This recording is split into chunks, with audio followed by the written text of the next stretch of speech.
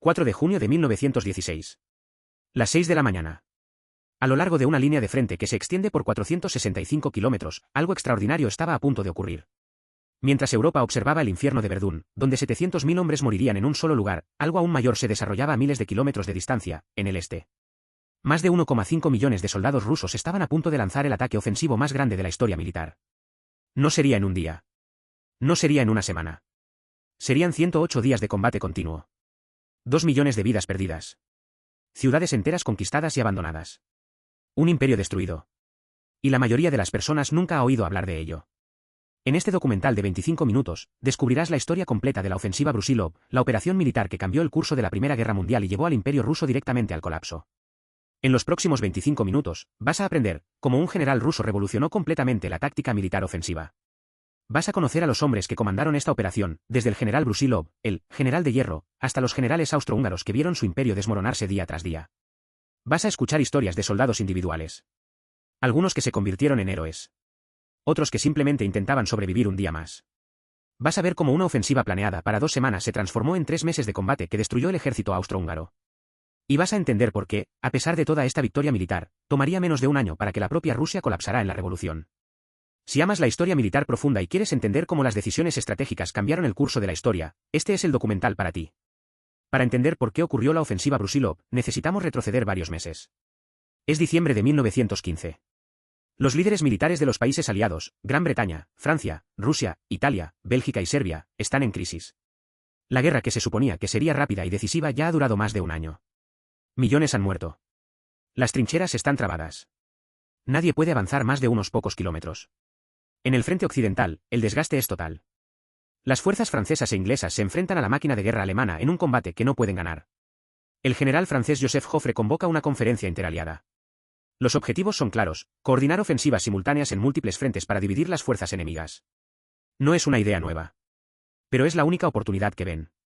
El pensamiento estratégico es simple: si atacamos en 3 lugares a la vez, oeste, este e Italia, los alemanes no tendrán suficientes tropas para defender todo. Tendrán que retroceder en algún lugar. Luego llega febrero de 1916. El general alemán Erich von Falkenhayn lanza la operación Sentencia contra la ciudad de Verdún. El objetivo es explícito: no conquistar la ciudad, sino desangrar a Francia hasta la muerte blanca. Matar tantos franceses que Francia abandone la guerra. Cada día, decenas de miles de soldados caen. Los franceses pierden aproximadamente 2.000 hombres por día defendiendo cada kilómetro cuadrado de territorio. Mientras tanto, los alemanes pierden aún más. Pero el plan continúa. Francia está desesperada. El general Joffre le telefona al general Alexei Brusilov, comandante del frente sudoccidental ruso. El mensaje es claro: general, necesitamos una ofensiva a gran escala en el este. Inmediatamente. Debe comenzar en junio. Brusilov recibe la orden y hace algo extraordinario. Él no solo acepta la ofensiva. La rediseña completamente. La mayoría de los generales rusos quieren concentrar todas las fuerzas en un único ataque, intentar romper la línea en un punto. Es la táctica tradicional. Siempre ha fallado en el frente occidental. Pero Brusilov ve algo que nadie más nota. El ejército austrohúngaro está disperso de forma peligrosamente fina a lo largo de un frente de 465 kilómetros. No en profundidad estratégica. Solo estirado. Como un alambre fino estirado demasiado. Brusilov tiene una idea audaz: atacar no en un punto, sino en múltiples puntos a lo largo de todo el frente. Obliga al enemigo a decidir dónde concentrar defensas. Pero como hay ataques sucediendo en todas partes, no pueden. La línea se desintegra en varios lugares. Era revolucionario. Pero primero, necesitaba un hombre para liderarlo. El general Alexei Alexeyevich Brusilov nació en Tiflis, Georgia, en 1853. A los 63 años, ya tenía una carrera militar legendaria. Había luchado en la guerra ruso-turca. Había entrenado a la élite militar rusa. Y se había destacado en los primeros años de la Primera Guerra Mundial con tácticas innovadoras. Sus soldados lo llamaban el general de hierro. No era un término de cariño. Era respeto mezclado con miedo. Brusilov era conocido por su disciplina rígida. Un soldado 2 minutos tarde en formación sería castigado públicamente. Pero sus soldados también lo respetaban porque era brillante. Se negaba a desperdiciar vidas en ataques sin sentido. Cada movimiento era calculado. Cada asalto era preparado con reconocimiento aéreo, inteligencia, planificación. Antes de atacar, conoce al enemigo, decía. La ignorancia cuesta vidas. Cuando recibió la orden de planificar la ofensiva, Brusilov hizo algo que sorprendió a sus superiores. Pidió más tiempo. Pidió más recursos. Pidió reconocimiento aéreo extensivo. Y luego, en abril de 1916, presentó su plan, no un único ataque, sino múltiples ataques coordinados a lo largo de todo el frente. Del otro lado de la línea estaba Franz Conrad von Hotzendorf, jefe del Estado Mayor austrohúngaro. Conrad era lo opuesto a Brusilov en casi todos los aspectos. Mientras Brusilov planeaba meticulosamente cada movimiento, Conrad frecuentemente actuaba por impulso. Mientras Brusilov respetaba a sus soldados, Conrad los veía como números en un tablero. Conrad había disperso sus fuerzas a lo largo de 465 kilómetros de frente.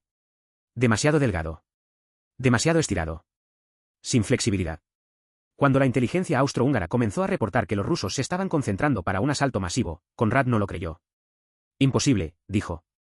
El ejército ruso está demasiado debilitado. No pueden. No son capaces. Pero eran capaces. Y Brusilov había planeado cada detalle. Trabajando con Brusilov estaban los generales Alexei Kaledin, Pavel Lechitsky y Dmitry Sherbachev. Todos tenían reputación de competencia. Todos fueron seleccionados por Brusilov específicamente porque podían ejecutar maniobras tácticas complejas. Del lado austrohúngaro, Conrad había dejado generales de calidad cuestionable en posiciones críticas. Algunos de ellos serían colocados en situaciones imposibles en los próximos 108 días. Y fracasarían. Dramáticamente.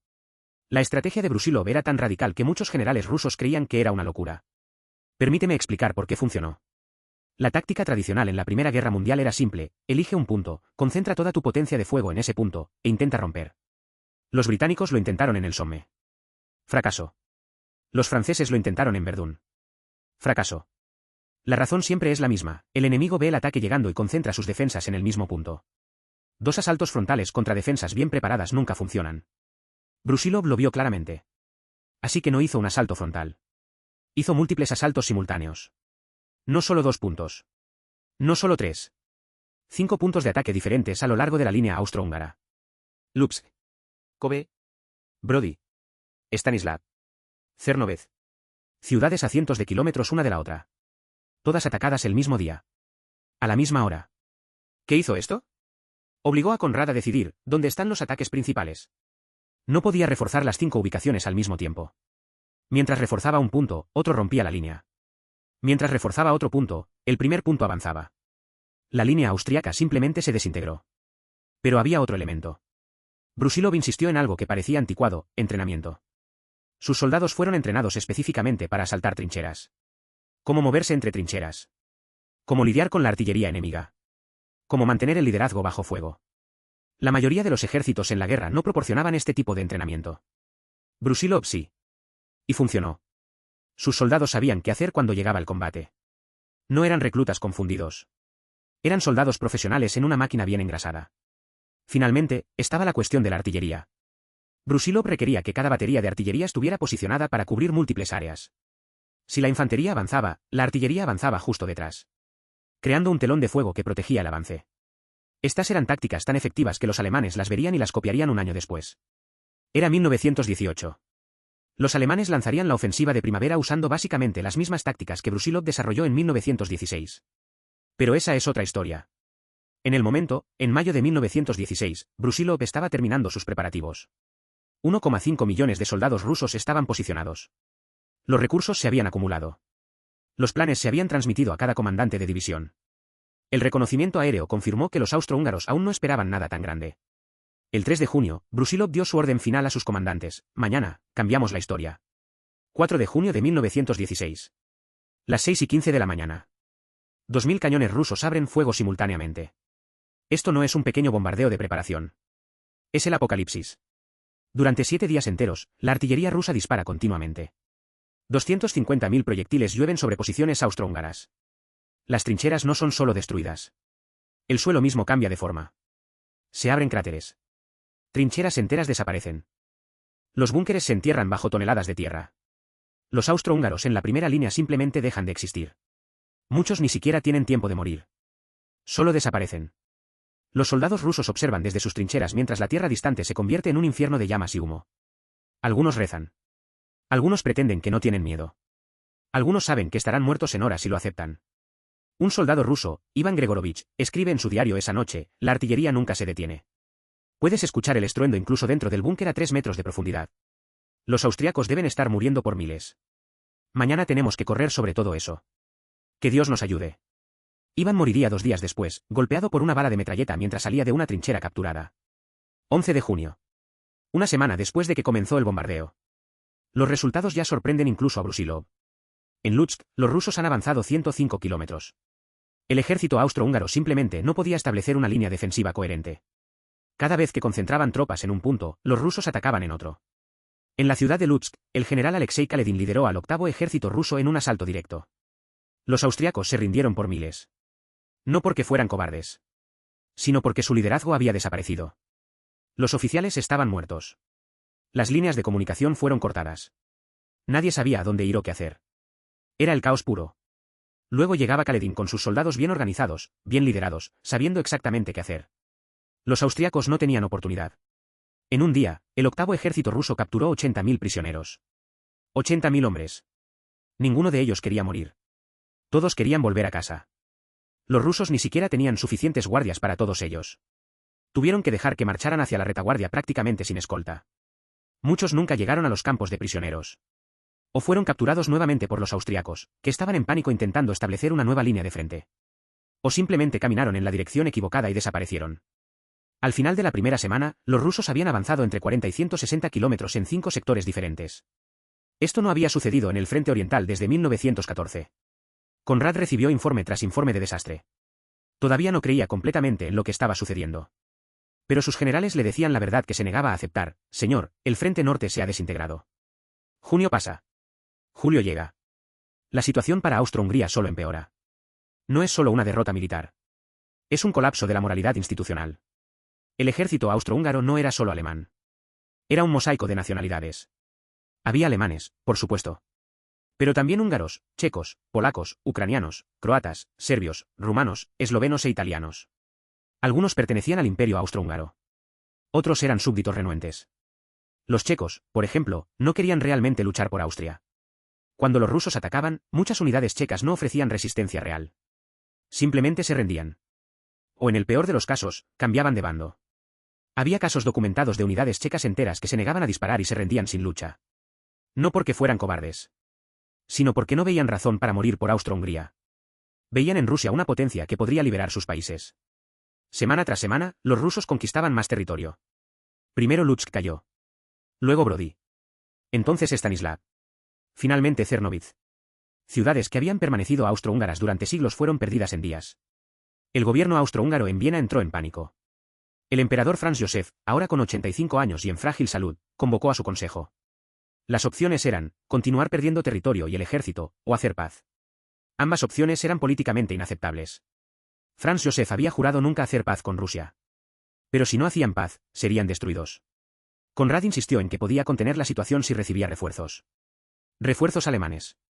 Así que los alemanes enviaron divisiones de élite del frente occidental. Este fue un error aliado colosal de percibir. Porque ahora, para reforzar a Austro-Hungría, los alemanes tuvieron que retirar tropas de Verdún, donde se enfrentaban a los franceses en un combate igualmente sangriento. Brusilov había logrado su objetivo estratégico primario: aliviar la presión sobre Verdún. Su ofensiva estaba funcionando exactamente como fue planeado. Pero el general ruso no tenía intención de parar allí. Quería destruir completamente el ejército austrohúngaro. Todavía había al menos 2 meses de campaña por delante. Agosto de 1916. Brusilov está en su apogeo. La ofensiva ya ha matado a cientos de miles de soldados austrohúngaros. Cientos de miles de prisioneros han sido capturados. Pero ahora hay un problema que ni Brusilov completamente anticipó. Su propio ejército está exhausto. No puedes invadir 500 kilómetros de territorio sin que tus soldados sufran pérdida masiva. Las líneas de suministro están estiradas al máximo. La munición se está agotando en algunas unidades. La comida está racionada pesadamente. Los soldados que comenzaron la campaña en junio ahora están delgados, llenos de piojos, sufriendo de disentería e infecciones. El tifus se está propagando a través de las tropas como fuego. Un soldado ruso escribe en esta época: hemos matado tantos austriacos. Hemos marchado tan lejos. Pero con cada victoria, estamos muriendo también. La mitad de mi pelotón tiene disentería. Una cuarta parte está herida. Solo algunos de nosotros aún podemos disparar correctamente. ¿Cómo es posible que el enemigo se rinda cuando estamos tan debilitados como ellos? Este soldado nunca volvería a casa. Moriría de infección en una herida de bala en septiembre. Pero puso el dedo en el problema central. El ejército ruso estaba ganando. Pero ganando de forma terrible. Brusilov lo sabía. Pidió refuerzos. Pidió munición. Pidió suministros. Su solicitud llegó al zar Nicolás II en Petrogrado. Y aquí comienza una parte verdaderamente trágica de la historia. El zar aceptó enviar refuerzos. Pero también hizo algo que prueba su desconexión completa de la realidad del campo de batalla. Decidió abandonar su gabinete de guerra y asumir el comando personal de las Fuerzas Armadas. Fue desastroso. El zar no era un general. No tenía entrenamiento militar real.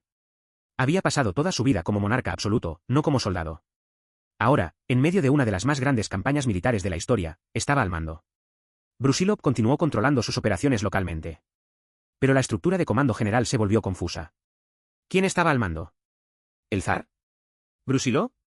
¿Los dos? Nadie sabía claramente. Esto llevó a retrasos en decisiones críticas.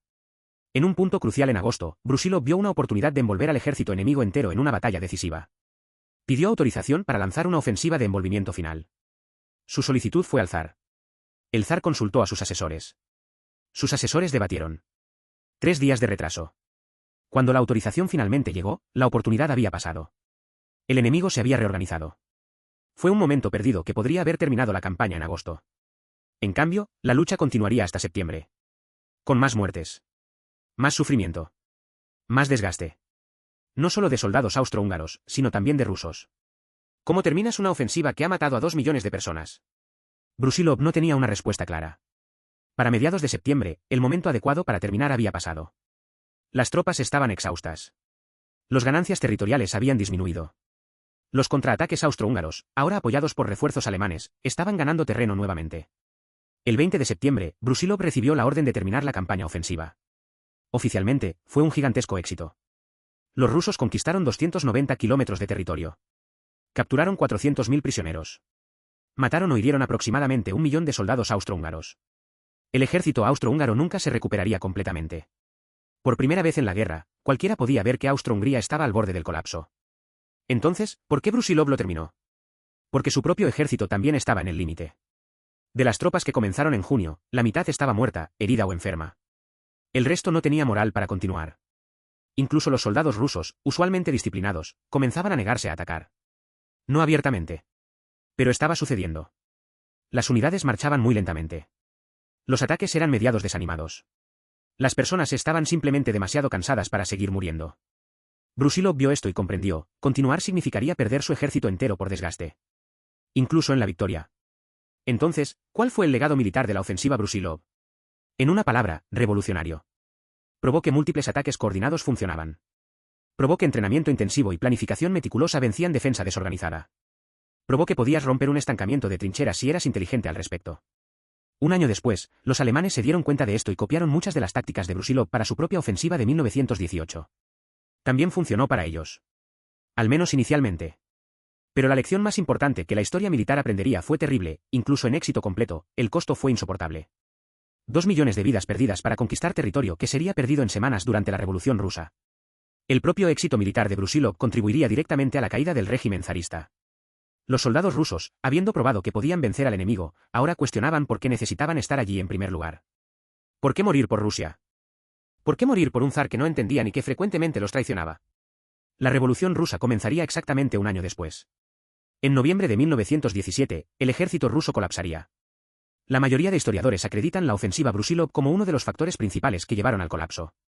No porque fue un fracaso militar, sino porque fue un éxito militar que nadie podía explicar a los soldados por qué necesitaba continuar. Ahora vamos a hablar sobre algunas curiosidades e hechos poco conocidos sobre la ofensiva Brusilov. Primero, ¿sabías que esta fue la mayor ofensiva militar de la historia hasta ese momento? Más soldados participaron en la ofensiva Brusilov que en cualquier operación militar anterior. Incluso la invasión de Normandía en 1944 tuvo menos soldados involucrados en el primer día que Brusilov tenía en total. Segunda curiosidad, el general Brusilov dejó registros extremadamente detallados de su planificación. Sus memoriales se estudian en academias militares hoy en día. La mayoría de las tácticas que desarrolló para atacar trincheras fueron adoptadas por ejércitos en todo el mundo. Cuando el ejército español entrena a soldados en asalto de trincheras, frecuentemente usan modificaciones de las tácticas de Brusilov. Tercera, de los 2 millones de bajas en la ofensiva Brusilov, la mayoría no murió en combate directo. Murieron por infección, disentería, tifus o gangrena. Era una época antes de antibióticos.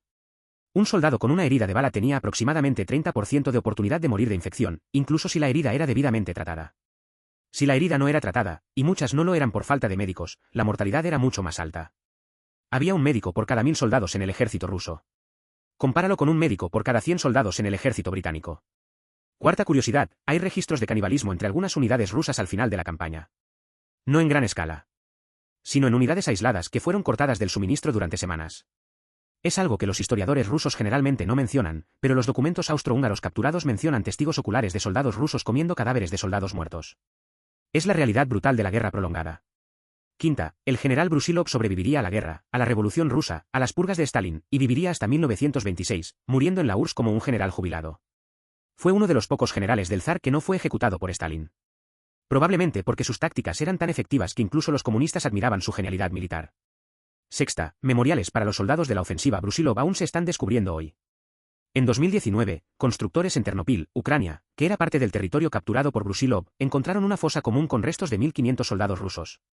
Probablemente soldados que murieron de heridas o enfermedades al final de la campaña. Tenía una placa escrita en cirílico antiguo que decía, aquí descansan nuestros compañeros. Que su memoria sea honrada. Séptima curiosidad, la ofensiva Brusilov cambió completamente cómo el mundo veía a Rusia. Antes, Rusia era vista como un gigante lento e incompetente. Después, era vista como una potencia militar que podría vencer a cualquiera. Esto influyó en decisiones políticas en muchos países.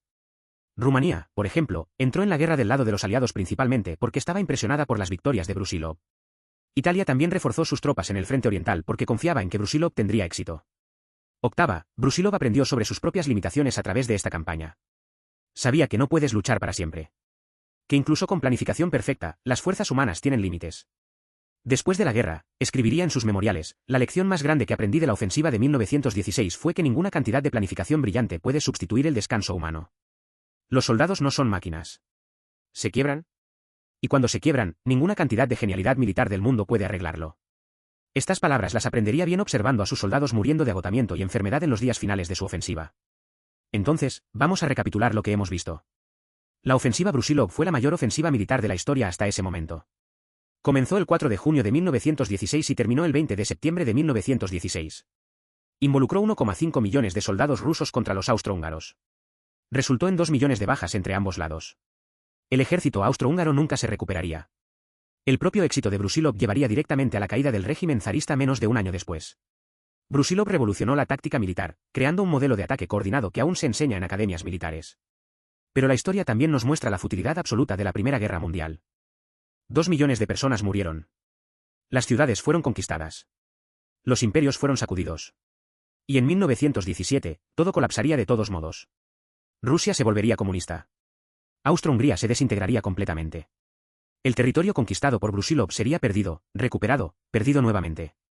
Y hoy, más de un siglo después, continúa siendo disputado.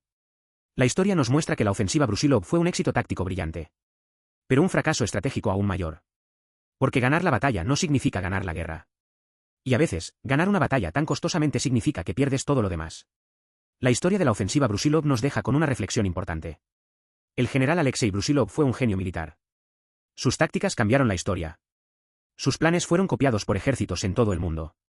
Y sin embargo, su mayor éxito llevó al colapso de todo lo que había defendido. La Primera Guerra Mundial fue una guerra de contradicciones. Las personas que tuvieron éxito militar frecuentemente fueron fracasos estratégicos. Los que sobrevivieron frecuentemente sintieron que no valía la pena. Los que murieron dejaron familias que nunca sabrían por qué. Cuando observas la ofensiva Brusilov, observas la guerra en su forma más pura. Genialidad militar. Sacrificio humano. Éxito completo. Derrota completa. Todo al mismo tiempo. Todos los soldados que murieron en la ofensiva Brusilov merecían una historia mejor. Merecían morir por algo que hiciera verdadera diferencia. Pero en su lugar, murieron para que Rusia se volviera comunista un año después. Y ahora, conoces esa historia. La historia completa de la ofensiva Brusilov. El ataque que cambió el mundo. Y el mundo ni se percató. Si disfrutaste este documental aprofundado, deja tu like. Comparte con alguien que también ama historia militar. Si quieres seguir nuestra serie completa sobre las batallas de la Primera Guerra Mundial, suscríbete al canal. En el próximo vídeo, exploraremos la batalla del Somme, donde el ejército británico perdió 60.000 hombres en un solo día.